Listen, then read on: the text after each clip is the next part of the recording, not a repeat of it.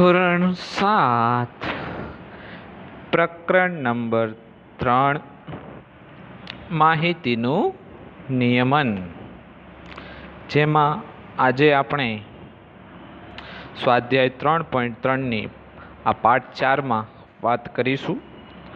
અગાઉ આપણે અંકગણિતીય સરાસરી અને મધ્યસ્થ અને બહુલક શોધવાના દાખલા સ્વાધ્યાય 3.1 અને 2માં જોઈ ગયા.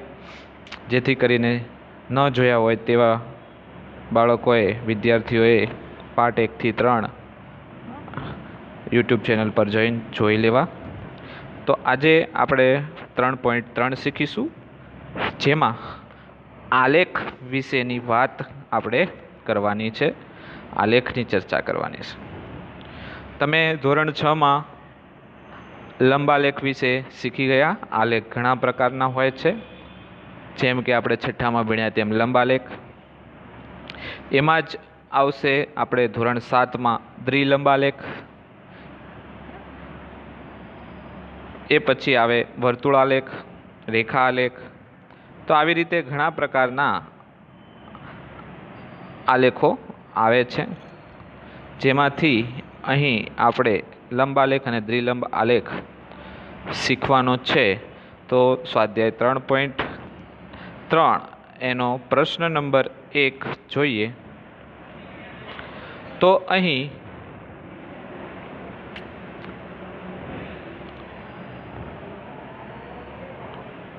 લંબ આલેખનો ઉપયોગ કરી પ્રશ્નોના જવાબ આપણે આપવાના છે, જેમાં તમને એક આલેખ દોરેલો આપ્યો છે, બરાબર છે. તો એ આલેખ પ્રમાણે આપણે પ્રશ્નોના ઉત્તર જોવાના છે. એટલે કે આલેખનું આપણે શું કરીશું? અભ્યાસ કરીશું અને એની પરથી પ્રશ્નોના જવાબ આપીશું. જેમાં આલેખ વિશે તમે જોશો તો એમાં પાલતુ પ્રાણીઓ વિશેની વાત છે. શેની વાત છે? પાલતુ પ્રાણીઓ વિશેની વાત. અને આ જે આલેખ દેખાય છે એને લંબ આલેખ કહેવાય, બરાબર. જેમાં તમે જોશો તો કૂતરું, બિલાડી, સસલું, બકરી અને અન્ય પાલતુ પ્રાણીઓ. એટલે આપણે આખું જે છે એ પાલતુ પ્રાણીઓ વિશેની કોલમ બની અને અહીંયા તેની સંખ્યા છે 0, 2, 4, 6, 8, 10, 12. રેડી? તો હવે આપણું પ્રમાણમાપ અહીંયા તમે જોશો તો તમને ચોપડીના આલેખમાં પણ અહીંયા લખેલું આવશે અને એ લખી નાખવાનું ચોપડીના આલેખ પ્રમાણે પણ. અને ચોપડીમાં ન હોય તો કહી દઉં કે પ્રમાણમાપ બરાબર 1 એકમ લંબાઈ, એટલે કે 1 સેમી બરાબર 2 વિદ્યાર્થી. કારણ કે અહીં તો 0 થવાનું, x અક્ષ અને y અક્ષ જ્યાં મળે એને ઉગમ બિંદુ કહીએ છીએ. ઉગમ બિંદુનું માપ હંમેશા 0 હોય, બરાબર. તો એમ આ જે આડી લીટી છે એને x અક્ષ કહેવાય અને ઊભી લીટીને y અક્ષ. તો આ બધું આપણે યાદ રાખવાનું છે. અહીંયા શું કહેવાતું હતું? x અક્ષ. અને આ જે અક્ષ છે y અક્ષ છે, બરાબર. x y. તો આ બંને અક્ષો એ ખાસ દોરવાના હોય છે, પણ અહીંયા તો આલેખ આપેલો છે અને તેની ઉપરથી પ્રશ્નોના જવાબ મેળવવાના. તો કયું પાલતુ પ્રાણી સૌથી વધુ લોકપ્રિય છે? બરાબર. સૌથી વધુ લોકપ્રિય પાલતુ પ્રાણી, તમે ચોપડીમાંથી જવાબ સવાલ લખતા જજો અને જવાબ જોતા જજો આમાંથી. તો અહીંયા તમે જોશો તો સૌથી ઊંચો સ્તંભ કયો છે? તો આ જે બિલાડીવાળો સ્તંભ છે એ અહીંયા 10 સુધી જાય છે. એટલે બિલાડી પાલતુ પ્રાણીમાં સૌથી વધુ લોકપ્રિય, બરાબર છે. એટલે બિલાડી સૌથી વધુ લોકપ્રિય છે.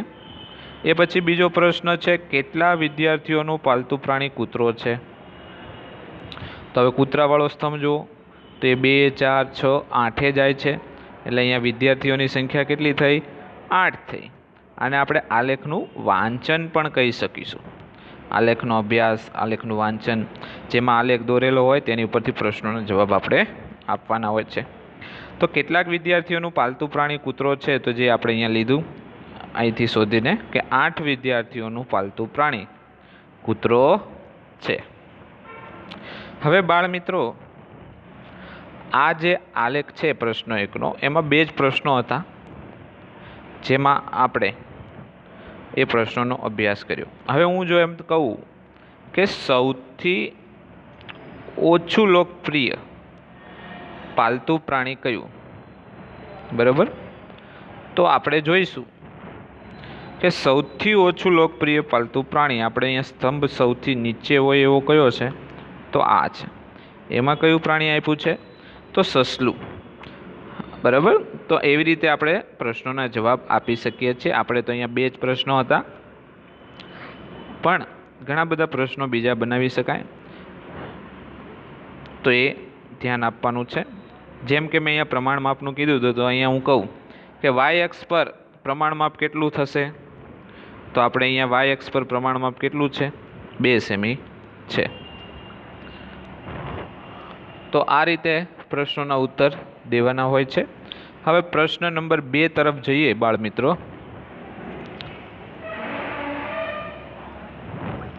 તો તેમાં કહ્યું છે કે આપેલ લંબ આલેખનો અભ્યાસ કરો કે જે પુસ્તક ભંડારમાં સતત 5 વર્ષ દરમિયાન વેચાયેલા પુસ્તકની સંખ્યા દર્શાવે અને નીચેના પ્રશ્નોના જવાબ મેળવો।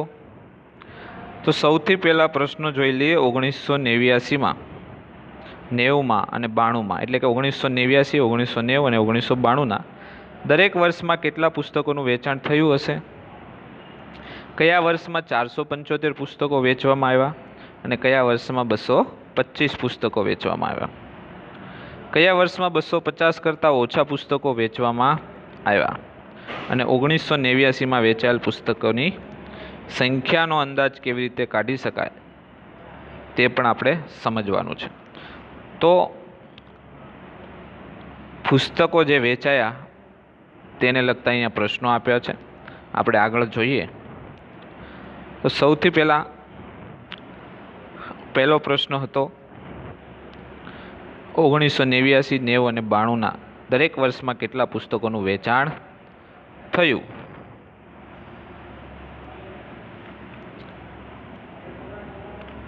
તો એની માટે આપણે જોઈએ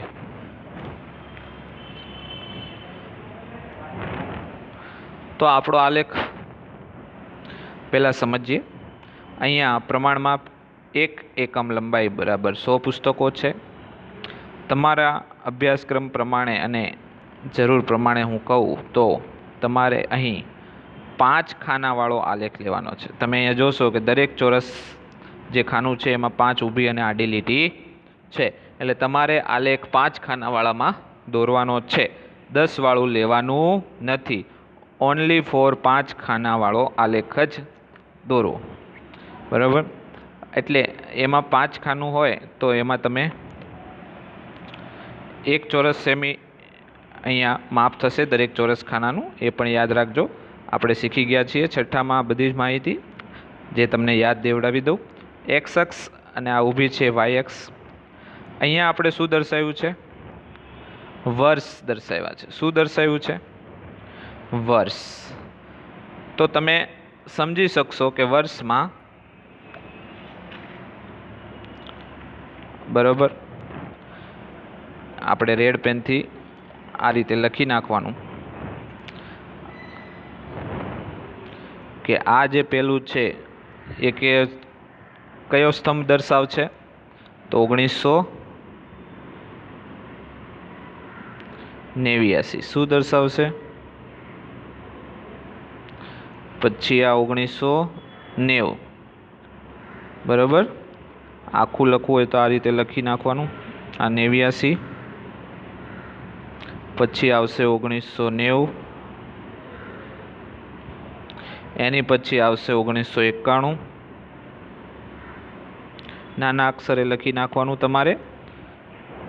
પછી આવશે 1992 અને 1993।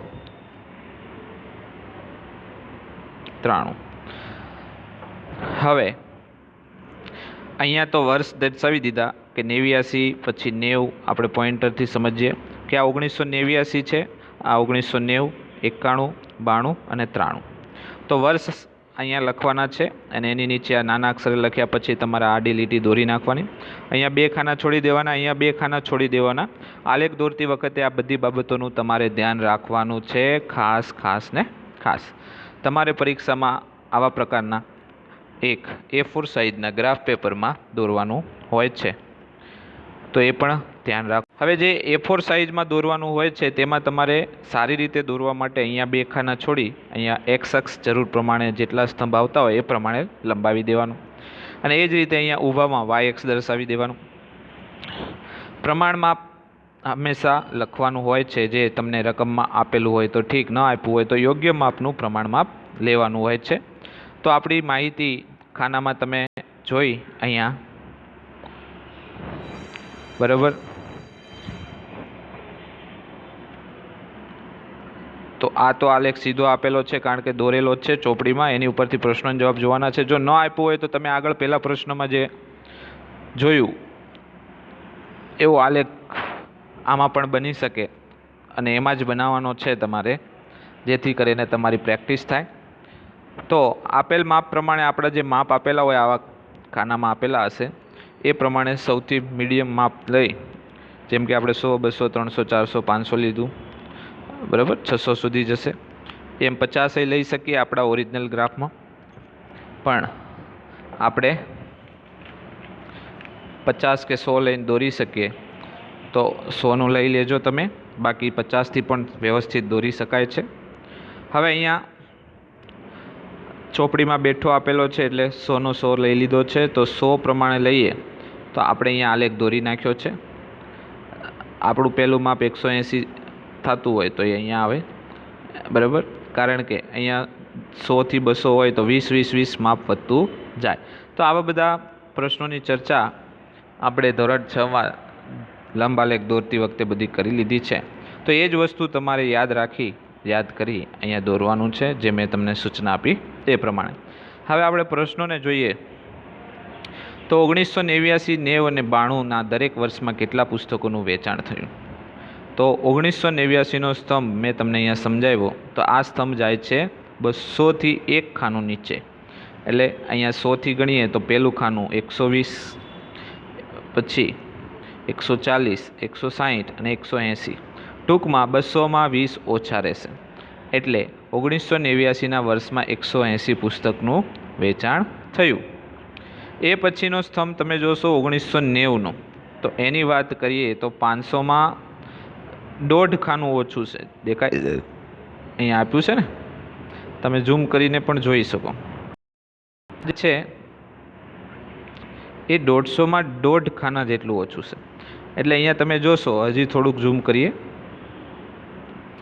નહીં થાય તો 420, 440, 460 અને 480માં અડધું ખાનું છે, એટલે એના 20ના અડધા 10, એટલે 470 જેવું માપ થશે.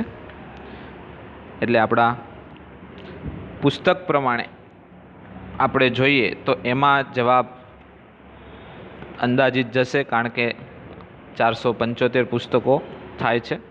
તો એ આપણે અહીંયા લખી નાખ્યા 475 પુસ્તકનું વેચાણ. એ પછીનો જે 1991ના વર્ષમાં છે, તો એ જ રીતે આપણે આગળ વધીશું તો આપણને ખ્યાલ આવશે કે ત્યાં 1991 નહીં પણ 1992 છે, તો 1992માં આપણે એવી જ રીતે જોઈશું તો 225 પુસ્તકો થશે. આ 1992નો સ્તંભ છે, આ 89, 90, 91 અને 92.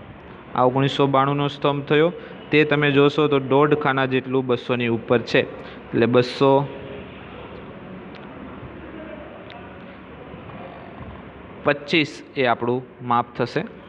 તો આપણે 225 એને દર્શાવીશું ચોપડી પ્રમાણે.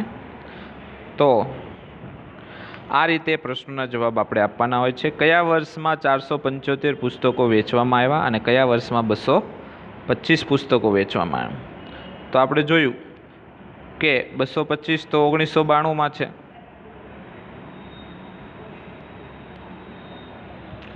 ઓગણીસો ને 92માં 225 પુસ્તકો વેચાયા છે. એટલે આપણે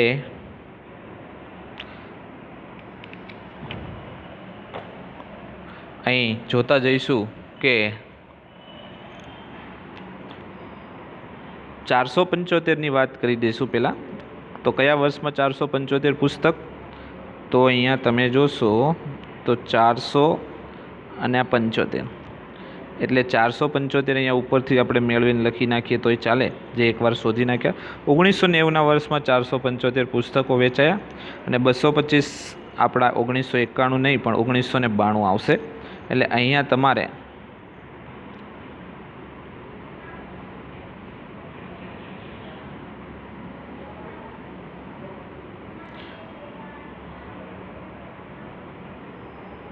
ઓગણીસો ને 92 એમાં 225 પુસ્તકો વેચાયા છે તે લખવાનું રહેશે.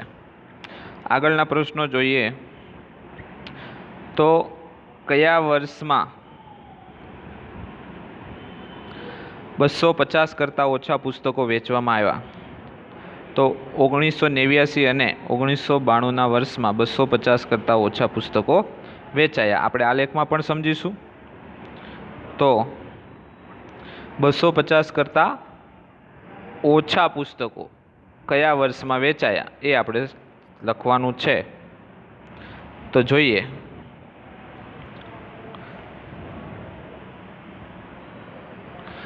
તો 250માં એક આ આવશે, ઓછા છે અહીંયા 250 કરતાં, અને બીજું 92.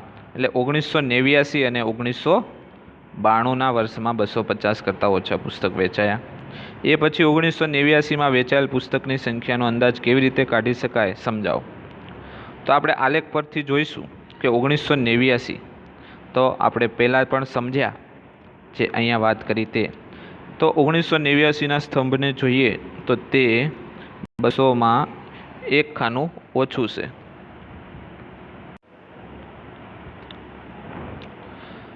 આમ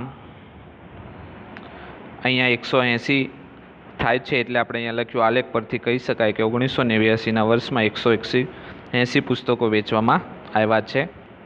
આની પછીનો આલેખ આપણે સમજીએ. પ્રશ્ન નંબર 3.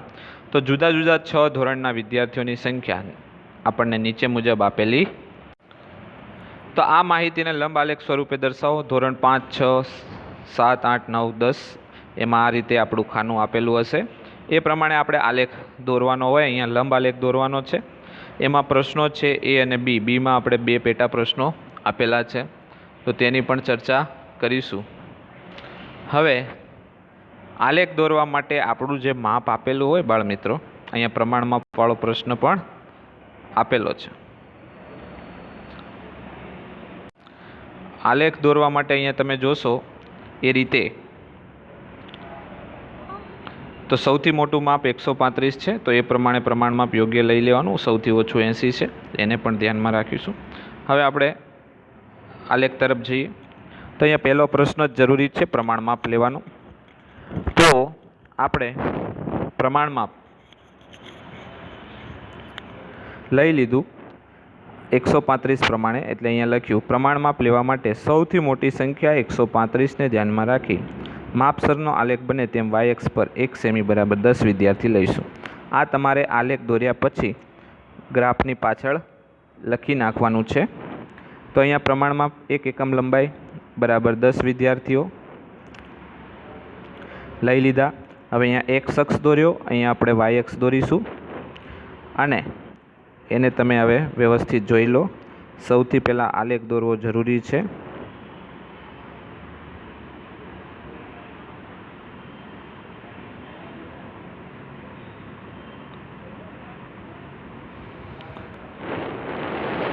આ તમારો આલેખ છે, તમે એમાં જોશો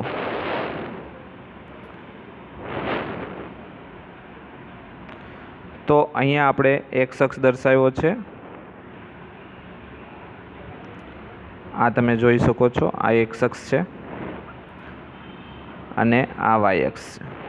તો આ રીતે ઊભી અને આડી લીટી એક્સ અક્ષ, ઊભી લીટી વાય અક્ષ થશે. પ્રમાણમાં 10, 20, 30.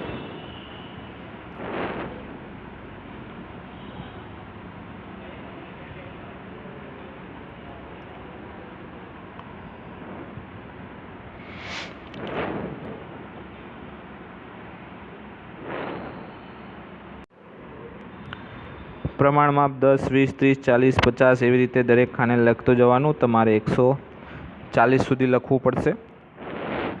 પછી અહીંયા આપણે 5મું, 6ઠું, 7મું, 8મું, 9મું, 10મું એક સેમીના જે ચોરસ ખાના હોય એવડો સ્તંભ તમારે દોરવાનું, એક સેમીવાળો. બરાબર. હવે સૌથી પહેલું આપણું ખાનું પ્રમાણે જોઈએ તો અહીંયા 135 છે. તો 5મા ધોરણમાં 135નો સ્તંભ પહેલી એક ચોરસ લીટી છોડી દેવાની, એટલે એક ખાનું છોડીને બીજા ખાનામાં આપણે 5મા ધોરણનો સ્તંભ આપણે લઈ જઈશું 130 અને 140ની વચ્ચેની જે લીટી હોય ત્યાં સુધી, કે જે વચ્ચેની લીટી આવશે ત્યાં તમારે બરાબર આ રીતે દર્શાવવાનું હોય છે.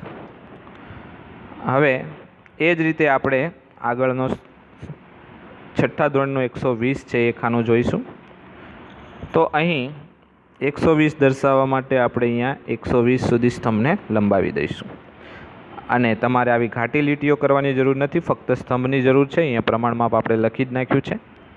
એ જ રીતે આપણે દર વખતે ખાનું જોઈ લેવાનું રહેશે કે 7મા ધોરણમાં 95 અને 8મા ધોરણમાં 100 છે. તો આપણે આલેખ જોઈએ તો 7મા ધોરણનું ખાનું દોરતી વખતે આપણે 1 સેમી છોડી પાછું 1 સેમી છોડ્યું, અને હવે 7મા ધોરણનો વારો આવ્યો. તો 7મા ધોરણમાં આપણે 95 સુધી જે દર્શાવ્યું છે એમાં વચ્ચેનું જે ત્રીજું ખાનું 90 પછીનું નાનું થાય એમાં વચ્ચોવચ્ચ અહીંયા સ્તંભ દર્શાવીશું. બરાબર આ રીતે. અને એ પછી આપણું ધોરણ 8 આવે છે જેમાં આપણે 100 સુધી જવાનું છે. એટલે 100 સુધીનો જે લીટી આવે અહીંયા ઘાટી ત્યાં આપણે 1 સેમીનો સ્તંભ દોરી નાખશું. દરેક સ્તંભ વચ્ચે 1 સેમીનું પણ અંતર રાખવાનું છે. એટલે એક છોડી એક ખાનામાં તમારે સ્તંભ દોરવાનો રહેશે. ખાસ નોંધ રાખજો. 9મું અને 10મું ધોરણ જોઈએ ખાનામાં તો આપણને 90 અને 80 આપ્યા છે. તો એ પ્રમાણે આપણે દોરી નાખશું. તો 9મું ધોરણ થશે 90 અંશ અને 10મું ધોરણ થશે 80 અંશ. આ રીતે આપણે ચોરસ ખાના દોરવાના છે. એટલે ખરેખર લાંબા થાય એટલે લંબચોરસ ખાના થાય, પણ 1 સેમીના ચોરસ હોય આ રીતના એમાં આપણે દોરીશું. હવે પ્રશ્નોના જવાબમાં પહેલો પ્રશ્નનો જવાબ તો આપણે મેળવી લીધો. બાકીના 3 પ્રશ્નો, 2 પ્રશ્નો વધે છે એની ચર્ચા કરીએ. કે નીચેના પ્રશ્નોના જવાબ. તો પહેલું છે કયા ધોરણમાં સૌથી વધારે વિદ્યાર્થીઓ છે અને સૌથી ઓછા. તો આપણે આલેખ પરથી જોઈએ તો સૌથી વધુ 5મા ધોરણમાં છે અને સૌથી ઓછો સ્તંભ હાઇટમાં હોય તો એ આ છે 10મું ધોરણ. એટલે આપણે અહીંયા લખીશું 5મા ધોરણમાં સૌથી વધારે વિદ્યાર્થીઓ અને 10મા ધોરણમાં સૌથી ઓછા વિદ્યાર્થીઓ છે. એ પછી બીજું છે ધોરણ 6 અને ધોરણ 8ના વિદ્યાર્થીઓની સંખ્યાનો ગુણોત્તર શોધો. તો અહીંયા આપ્યું છે ધોરણ 6ના વિદ્યાર્થીઓની કુલ સંખ્યા અને એના છેદમાં ધોરણ 8ના વિદ્યાર્થીઓની કુલ સંખ્યા. હવે એ આપણે અહીંયા સ્તંભ ઉપરથી મેળવીએ. કોષ્ટકમાં પણ આપેલું જ છે. આપણે કયા કયા ગુણોત્તર મેળવવાના છે અહીંથી જોઈ લેવાનું. તો ધોરણ 6 અને ધોરણ 8. તો ધોરણ 6નો સ્તંભ કેટલે ગયો 120 છે અને ધોરણ 8નો 100, એટલે 100ના છેદમાં 100 આવ્યા અને 1 શૂન્ય ઉડી ગયું. હવે અહીંયા 5 દુ 10 થાય, અહીંયા 6 દુ 12 થાય એટલે 2 2 પણ ઉડી જાય. તો અહીંયા 6 વધે અને અહીંયા 5 વધે, 2 2 સામાન્ય નીકળી ગયા. એટલે આપણો ગુણોત્તર થયો 6:5. કેટલો થયો 6:5 થયો. તો આ રીતે આલેખ દોરી પ્રશ્નોના ઉત્તર આપવાના હોય છે. તો આ તો આપણો પ્રશ્ન 1, 2, 3. અહીં આપણે આ વિડીયોને સમાપ્ત કરીશું. લાઈક, શેર, સબસ્ક્રાઈબ કરતા રહેજો. બાય, ટાટા.